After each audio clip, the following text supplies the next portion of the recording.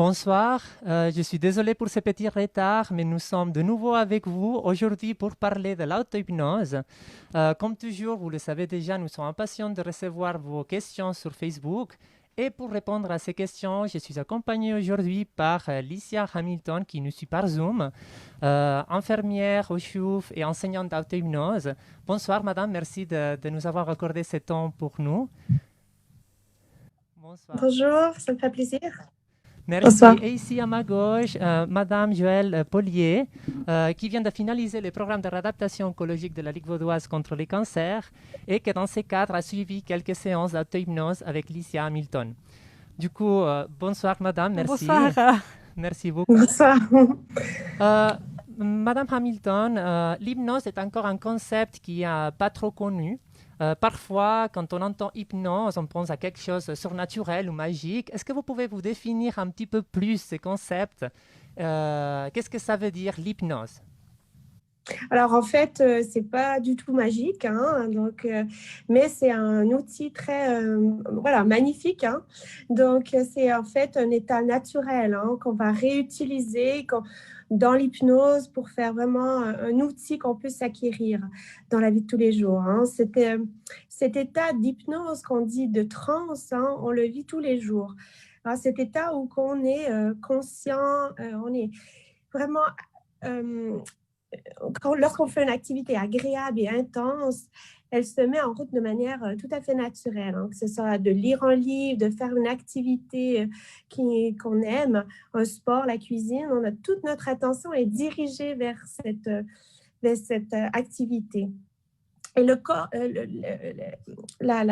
l'attention est orientée vers cette activité et l'extérieur prend de moins en moins d'importance ou de présence.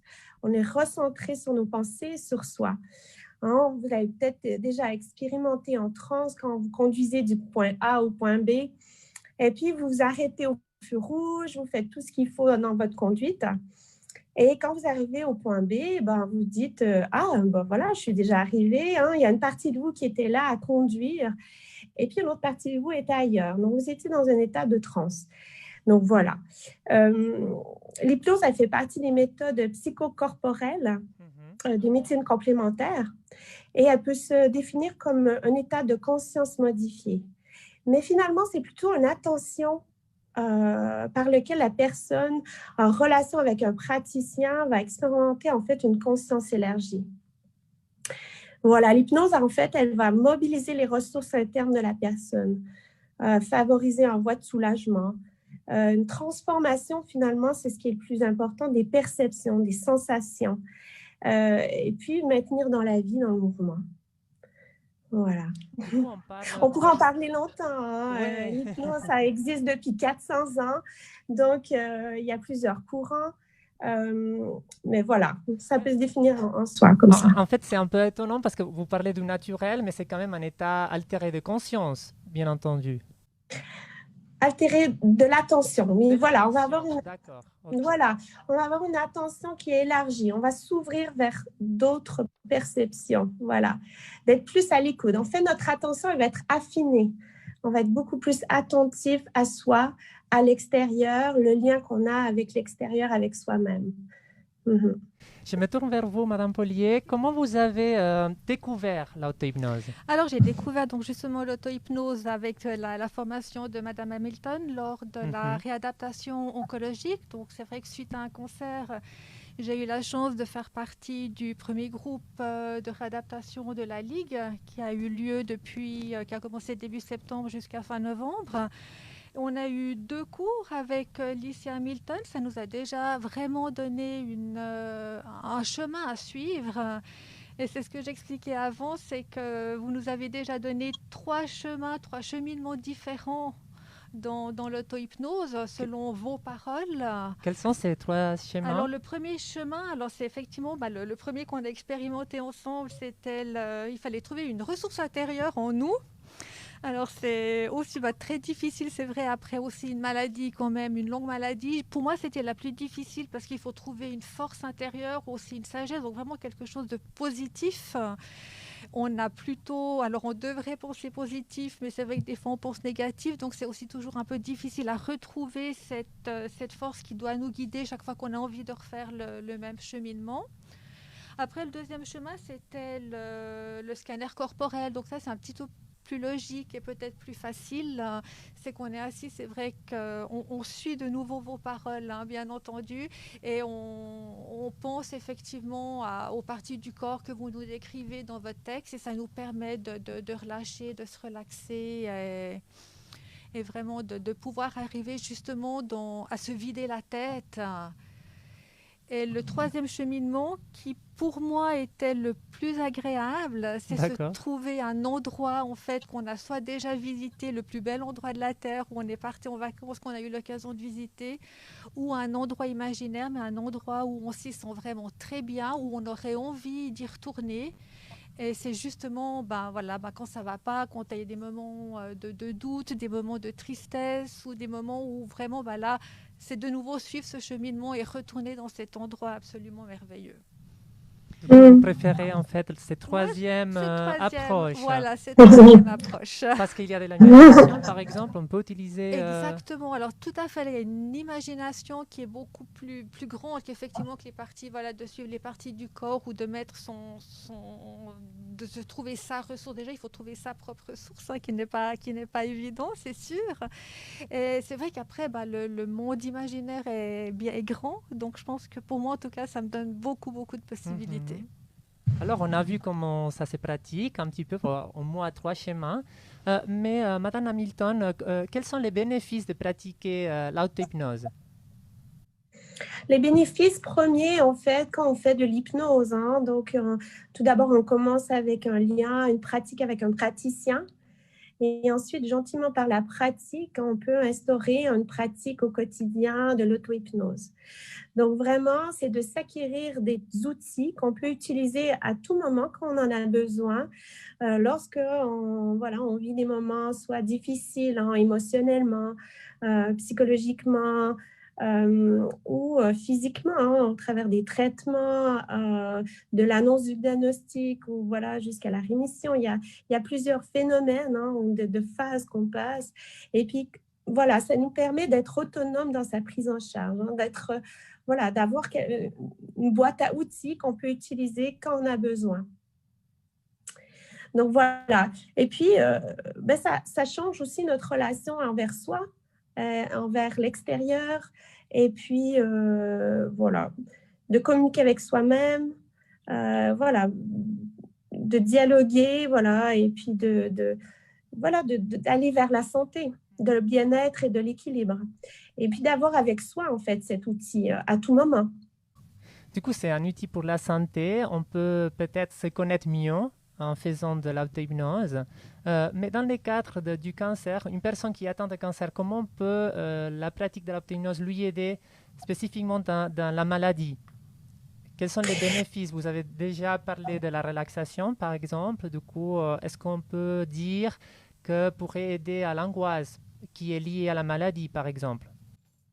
Alors oui, on voit beaucoup en oncologie, hein, beaucoup des angoisses, des peurs, suite, dans les traitements, dans l'annonce diagnostique, dans l'incertitude, hein, dans l'avenir. Et puis, donc ça peut être un outil très utile dans la douleur, hein, dans les traitements, dans tout ce qui est émotionnel aussi, hein, d'avoir un répit. De se prendre un répit, de se ressourcer, hein, de revenir à soi, autant dans les traitements où on subit des traitements, le corps, est mis à rude épreuve. Et puis, comment arriver à se recentrer sur soi, se ressourcer, d'aller ailleurs, hein, de s'évader par l'imaginaire, comme on disait, dans un endroit de sécurité.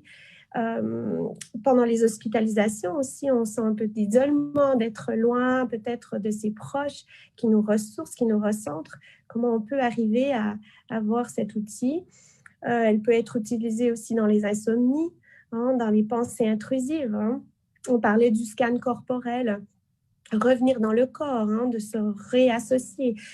Souvent, quand on est dans les angoisses, on parle, hein, on est beaucoup dans les pensées qui tournent, hein, dans la Puis comment revenir dans le corps, revenir au moment présent, dans cette pleine conscience, parce que l'hypnose, c'est non seulement, c'est bien sûr dans la conscience, l'inconscient, mais dans le corps. Il ne faut pas oublier, hein. Souvent on a cette croyance où on s'endort et puis hop, et tout, ouais, on se réveille et tout est réglé, hein, tout est magique. Et non, non, pas du tout, hein.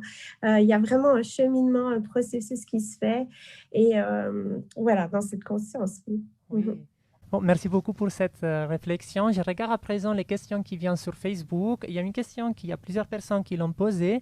Ils me demandent comment s'adresser à une spécialiste en hypnose.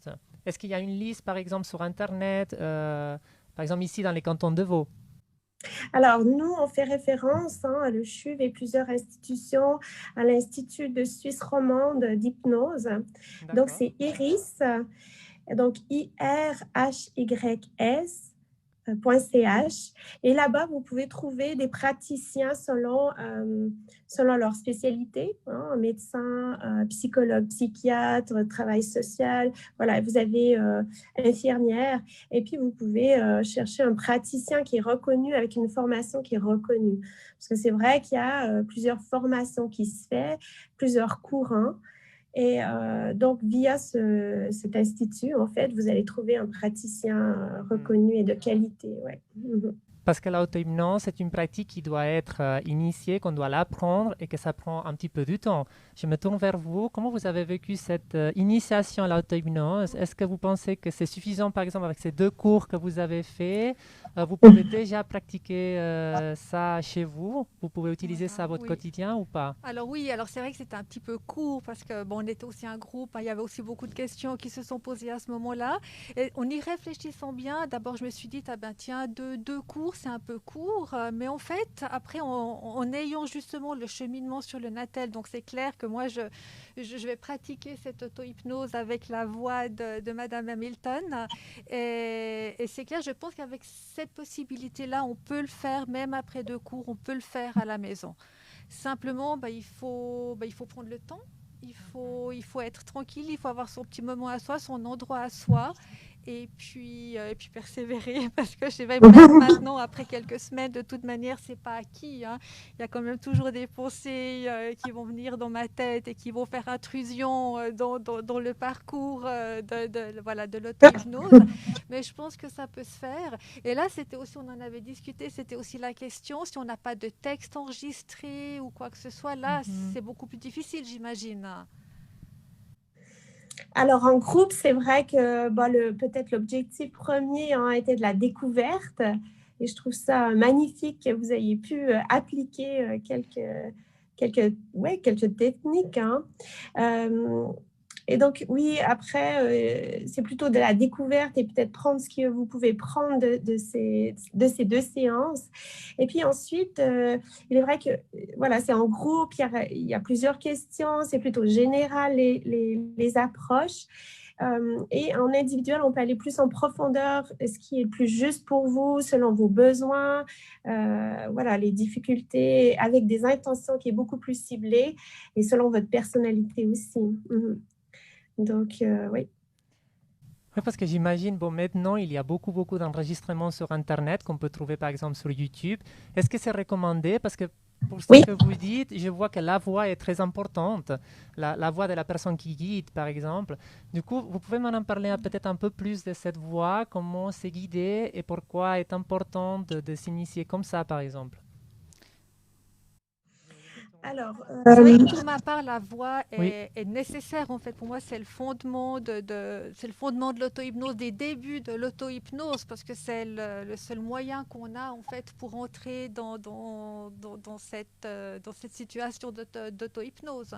Donc pour moi, c'est vraiment important et c'est pour ça que je pense qu'effectivement, on en trouve sur Internet. Et puis j'imagine d'être guidé sans voix, de pouvoir aller dans cette introspection, de se vider la tête. Je pense qu'il faut déjà avoir pas mal pratiqué pour arriver à ce stade-là, j'imagine. Et effectivement, peut-être avoir des leçons individuelles ou une formation individuelle pour y arriver. Est-ce que c'est vrai, Madame Hamilton, qu'on peut pratiquer l'hypnose même sans cette guide, sans cette voix? Alors, on peut, hein, au fur et à mesure, hein, c'est comme une montagne, hein, on prend des repères avec un guide hein, qui est le praticien qui accompagne, et tranquillement, au fur et à mesure qu'on pratique, on arrive à trouver ses propres repères, ses propres ressources pour arriver à gravir la montagne et arriver à voilà, notre intention de la pratique auto-hypnose seule. Voilà. D'ailleurs, c'est vrai qu'il est beaucoup plus facile d'être accompagné individuellement avec quelqu'un et puis d'arriver, après certaines pratiques, voilà, de cibler le moment et comment on peut y arriver pour que la pratique soit le plus optimale possible. Après, il y a des enregistrements qui sont sur YouTube, hein, plusieurs sur Internet, qui peut être bien. Hein, je pense qu'il faut pas, c'est pas donné à tout le monde d'avoir la possibilité d'avoir des séances d'auto-hypnose. Donc, voilà, donc peut-être les utiliser comme on peut. Mais voilà, c'est encore très général et puis c'est pas personnalisé aux besoins de la personne. Et puis, voilà. Donc, il faut naviguer ce qui nous correspond le plus. Et puis, Ça, c'est une autre question qui me vient en tête. Est-ce que l'effet, il est pareil pour tout le monde? Est-ce que tous les patients réagissent de la même façon, à la même pratique, par exemple? Alors, non, parce qu'on est tous différents et on vit tous les choses différemment. Et puis même, le même exercice qu'on fait de la même personne à un moment différent, il sera vécu différemment parce qu'on n'est jamais pareil. On ne vit pas la même chose intérieurement ou extérieurement, la même chose il y a 1 heure et maintenant. Donc, voilà, donc encore plus de personne en personne est vécu différemment. Est-ce que selon votre expérience, l'auto-hypnose marche mieux pour certains types de cancers que d'autres? Non. Non. Non, pas du tout. Alors, N'importe quel soit le type de cancer. voilà, donc Oui. c'est ouvert à, voilà, même dans toutes les pathologies. Hein, donc on peut utiliser l'hypnose, l'auto-hypnose, peu importe le type de cancer, tout à fait. Parce que finalement, on a tous des besoins qui peuvent au final être similaires dans le vécu. Et puis, c'est vrai que je ne l'ai pas mentionné, mais l'hypnose va axer son objectif, son intention sur voilà, des ressources, donc des éléments positifs. Comme par exemple, si on a de la douleur, on va travailler ou on va axer les perceptions sur, par exemple, la douceur. Hein, pour que la douceur ou le bien-être va prendre plus de place et que finalement, la douleur, peut-être qu'elle sera moins importante. Et puis après, bon, il y a aussi la transformation de la douleur. On peut aussi, les angoisses, bon, on va travailler plutôt sur le calme, sur le bien-être, l'équilibre. Donc, au final, voilà, c'est similaire. Hein, peu importe le type de cancer. Ouais. D'accord. Alors, Madame Hamilton a mentionné avant quelques bénéfices de la pratique de l'auto-hypnose. Dans votre vécu, comment vous avez, quelle est votre expérience avec l'auto-hypnose et comment ça vous a aidé?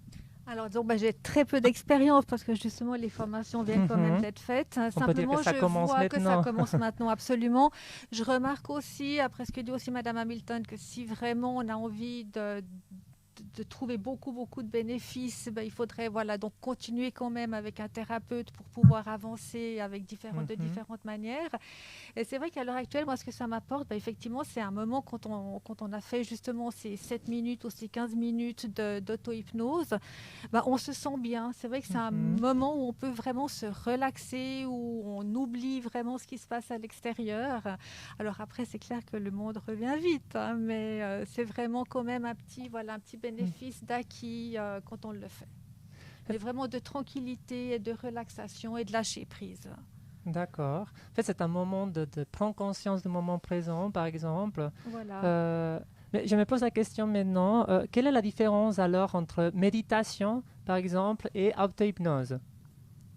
Madame Hamilton. Alors, oui, c'est vrai qu'on quelquefois dans le vécu, hein, surtout au début, certains exercices peuvent être vécus peut-être similaires, hein, ceux qui ont fait soit de la méditation.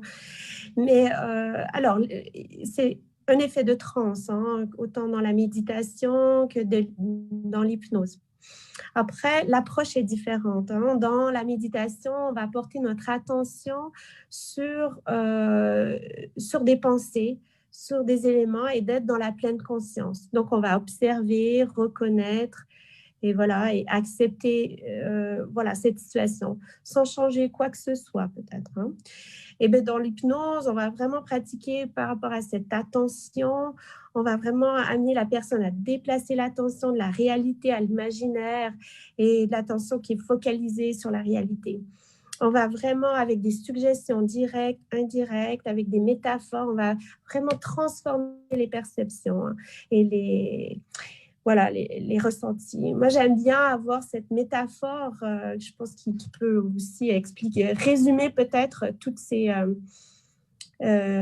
théories entre l'hypnose et la méditation, hein.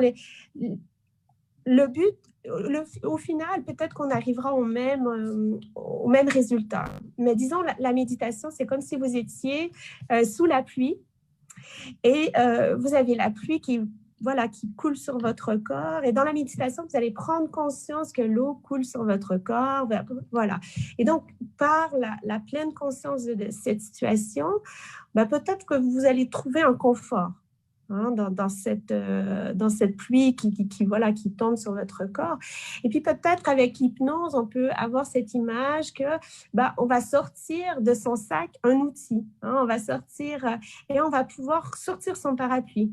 Donc, la pluie va couler sur le parapluie, donc on va être dans ce bien-être et on va transformer les choses, hein, et puis au final, peut-être, c'est pas le but premier dans la méditation, mais peut-être qu'on peut avoir ce bien-être et dans l'hypnose, on aura cette intention d'être bien, d'être calme sous notre parapluie.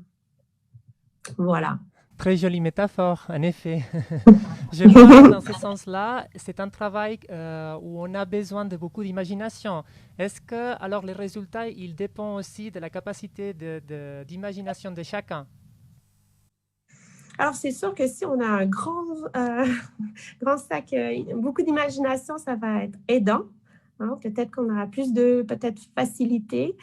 Mais ce qui est le plus important dans l'hypnose, hein, dans cette réceptibilité qu'on appelle, hein, est-ce qu'il y a des gens qui sont plus réceptifs ou pas? Moi, selon mon expérience, c'est la motivation. Donc, il faut avoir une certaine motivation pour soi, si ce n'est qu'un tout petit peu. Et si on a cette motivation, il y aura des changements qui vont se faire, il y aura cette perception, cette réceptibilité qu'on aura à l'hypnose. Voilà. Donc, même avec des personnes qui sont peut-être plus pauvres en imagination, hein, peut-être avec leur vécu ou peut-être avec l'âge aussi, mais il y a toujours, si on est moindrement motivé, il y aura cette réceptibilité et cette expérience de la transe, de l'hypnose. Une petite question très récurrente, mais aussi nécessaire. Est-ce que l'auto-hypnose est-ce que c'est reconnu par les assurances? Alors, elle est reconnue par les médecines complémentaires, mais elle n'est pas RME, ASCA, mais elle n'est pas remboursée. Elle est seulement remboursée, la pratique de l'hypnose est remboursée par la pratique d'un médecin ou d'un psychiatre. Donc, si vous allez voir, par exemple, une infirmière qui fait l'hypnose, elle ne sera pas remboursée par les médecines complémentaires et ni la MAL. Donc, si vous voulez avoir un accompagnement en hypnose remboursé, il faut aller plutôt vers médecin, psychiatre et psychologue. Ouais. D'accord, merci beaucoup. Bon, nous arrivons à terme de ces rendez-vous, malheureusement. Du coup, pour un peu résumer, Madame Pollier, quelle est la raison pour laquelle vous recommanderiez de faire de l'auto-hypnose?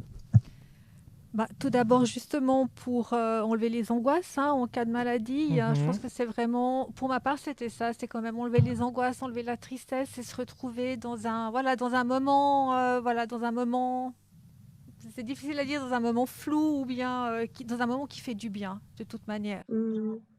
D'accord. Et puis c'est vrai que on n'a pas toujours la bonne méthode, donc là ça tombait vraiment à point nommé de pouvoir participer à ce genre de formation. D'accord. Et pour vous, Madame Hamilton, quel est le message plus important à retenir sur l'auto-hypnose comme outil pour la santé? C'est un magnifique outil il ne faut pas hésiter à se l'approprier.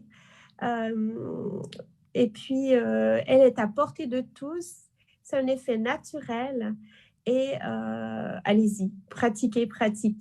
Et puis, voilà, pour votre bien-être, votre équilibre. Et puis voilà. Bon, merci beaucoup. Le message il est clair, il faut se lancer. Voilà. Merci Licia Hamilton pour votre temps et pour avoir répondu à nos questions.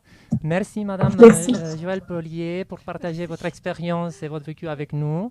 Merci pour vos questions et nous vous attendons jeudi aussi à 18h pour un autre rendez-vous spécial Noël en musique. Alors, merci beaucoup et bonne soirée.